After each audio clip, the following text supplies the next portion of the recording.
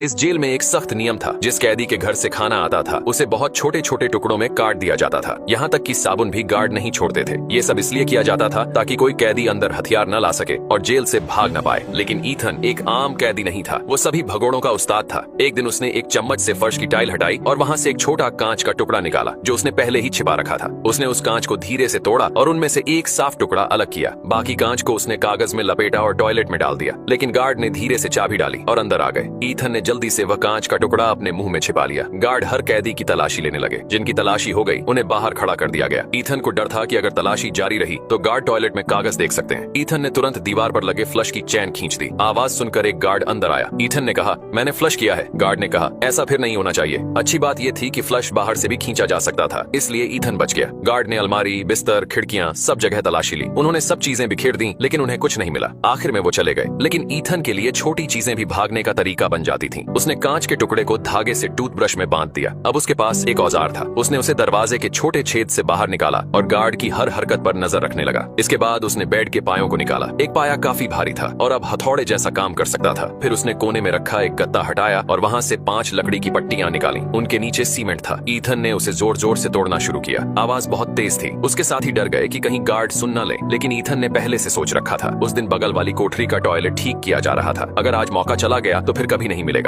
जैसा ईथन ने सोचा था वैसा ही हुआ। मरम्मत की आवाज में खुदाई की आवाज छिप गई। थोड़ी देर में फर्श में दरारें आ गईं। अब बाकी कैदी भी खुश हो गए और उसकी मदद करने लगे। 5 कैदियों ने मिलकर गड्ढा बड़ा कर दिया। फिर ईथन ने एक कागज जलाया और उसे गड्ढे में डाला। आग की लौ हिलने लगी, मतलब वहाँ हवा चल रही थी। लेकिन ये रास्ता कहाँ जाता है किसी को नहीं पता था। उन्होंने मिट्टी और टूटे हुए सीमेंट को फिर से गड्ढे में भर दिया ताकि कोई देख न पाए। जब भी उन्हें मौका मिलता वे खुदाई करने लगते। रोज रोज मेहनत करते रहे और आखिर में कई दिनों की मेहनत के बाद उन्हें जेल से बाहर जाने का एक रास्ता मिल गया। ये रास्ता सीधा बाहर सड़क पर जाता था।